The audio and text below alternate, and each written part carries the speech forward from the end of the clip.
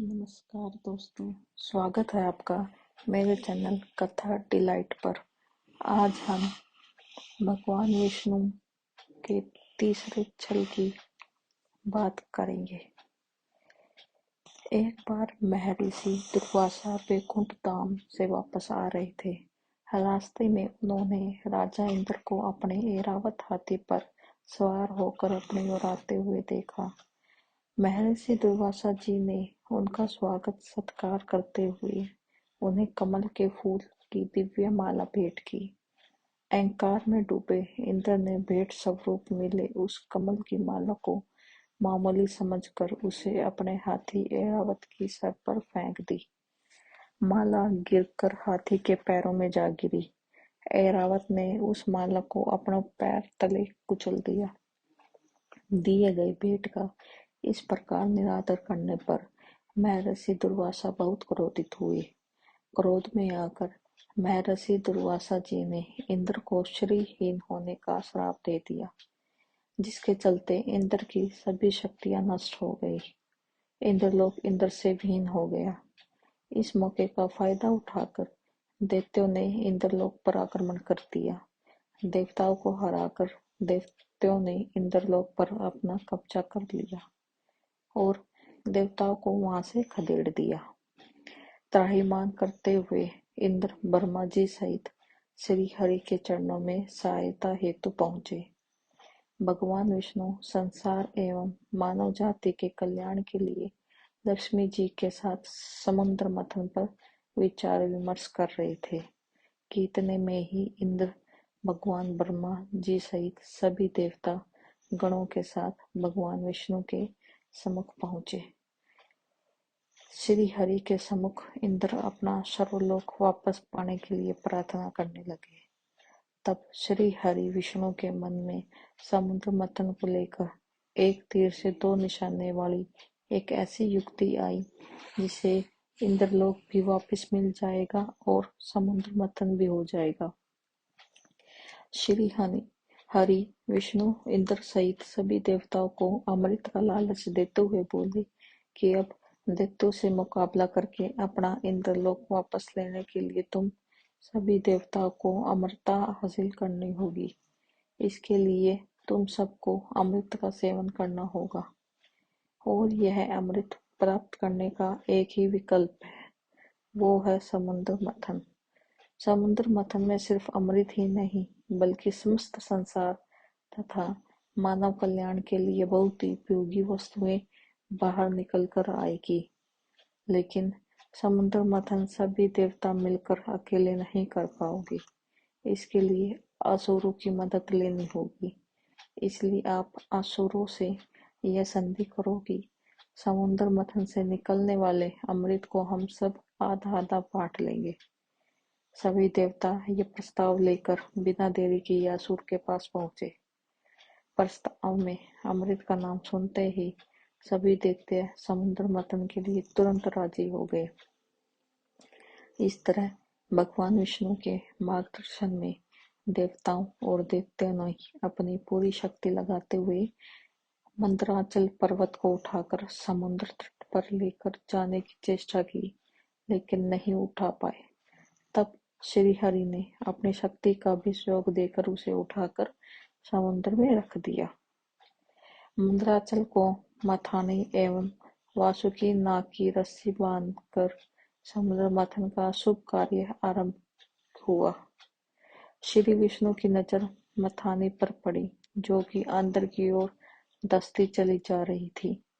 यह देखकर उन्होंने स्वयं कच्छप बनाकर अपनी पीठ पर मंदराचल पर्वत को रख लिया। तत्पश्चात समुद्र मंथन से लक्ष्मी, कौस्तुभ, पारिजात, सुरा, धन्वंतरी, चंद्रमा, पुष्पक, ऐरावत, पानज्य, शंख, रंभा, कामधेनु, ऊंचे शर्वा और अंत में अमृत कुंभ निकले, जिसे लेकर धन्वंतरी जी आए। उनके हाथों में अमृत कलश छीनकर दैत्य भागने लगे ताकि देवताओं से पूर्व अमृत पान करके वो अमर हो जाए। दैत्यों के बीच कलश के लिए झगड़ा शुरू हो गया और देवता हताश खड़े थे।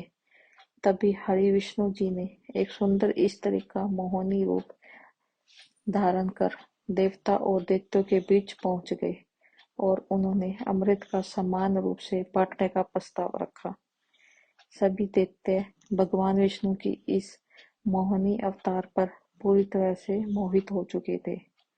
दैत्यों ने मोहित होकर अमृत का कलश विष्णु जी को सौंप दिया। मोहिनी रूपधारी विष्णु ने कहा कि मैं जैसे ही विभाजन का कार्य करूं, चाहे वह उचित हो या अनुचित, तुम लोग बीच में बाधा उत्पन्न न करने का वचन दो, तभी मैं इस काम को करूंगी। सभी ने मोहिनी रूपी भगवान की बात मान ली।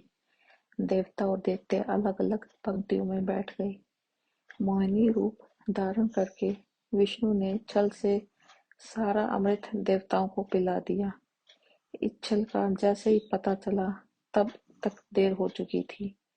इस प्रकार सभी असुरों ने इंद्रलोक को छोड़कर चले जाने में ही समझदारी समझी, क्योंकि अब देवताओं को पराजित नहीं कर सकते थे। देवता अमृत के सेवन से अब अमर हो चुके थे। भगवान विष्णु का चौथा छल, असुरराज बलि के साथ छल। असुरों के राजा बलि की चर्चा पुराणों में बहुत होती है। वह अपार शक्तियों का स्वामी लेकिन धर्मात्मा था।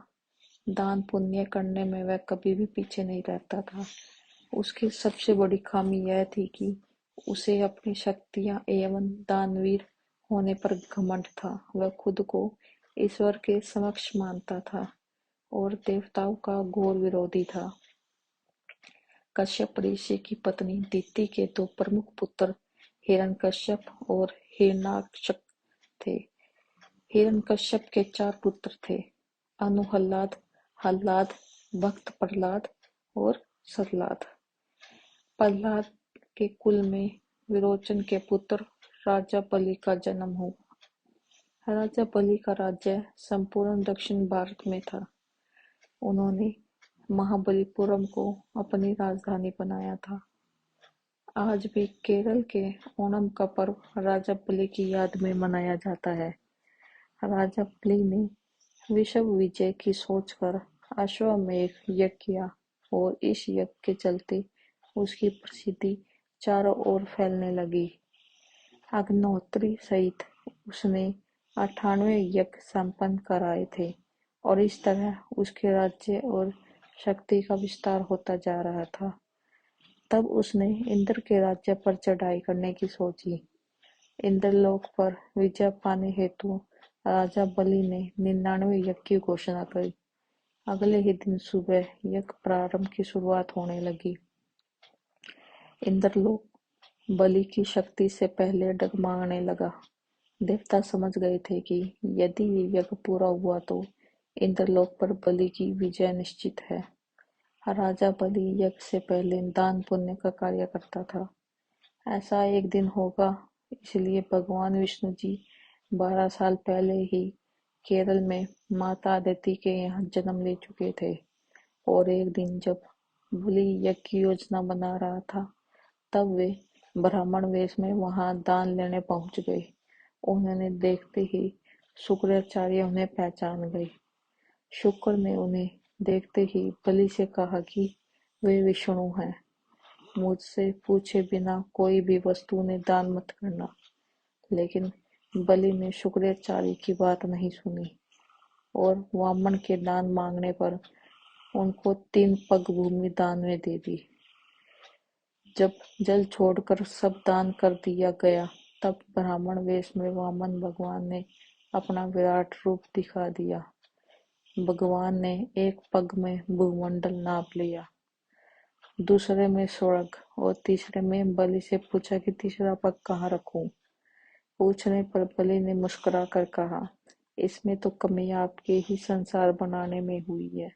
मैं क्या करूं भगवान, अब तो मेरा सिर ही बचा है। इस प्रकार भगवान विष्णु ने उसे सिर पर तीसरा पैर रख दिया। उसकी भक्ति से प्रसन्न होकर विष्णु ने उसे पाताल में रसातल का कलयुग के अंत तक राजा बने रहने का वरदान दे दिया। तब बलि ने विष्णु से एक और वरदान मांगा। राजा बलि ने कहा कि भगवान, यदि आप मुझसे पाताल लोक का राजा बना ही रहे हैं तो मुझे वरदान दीजिए कि मेरा साम्राज्य शत्रुओं के प्रपंचों से बचा रहे और आप मेरे साथ रहे। अपने भक्त के अनुरोध पर भगवान विष्णु ने राजा बलि के निवास में रहने का संकल्प लिया। पातालपुरी में राजा बलि के राज्य में आठों पहर भगवान विष्णु के सशील उपस्थित रह उनकी रक्षा करने लगे और इसी तरह बलि निश्चित होकर सोता था और संपूर्ण पातालपुरी में शुक्राचार्य के साथ रहकर एक नए धर्म राज्य की व्यवस्था संचालित करता है। भगवान विष्णु का पांचवा छल, सुंदर बालक रूप। बद्रीनाथ धाम कथा।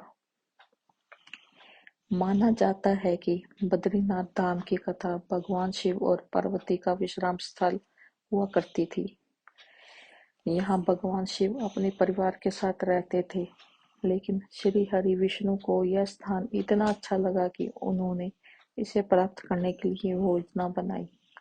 पुराण कथा के अनुसार सतयुग में जब भगवान नारायण बद्रीनाथ आए तब यहाँ बंदरियों यानी बेर का वन था।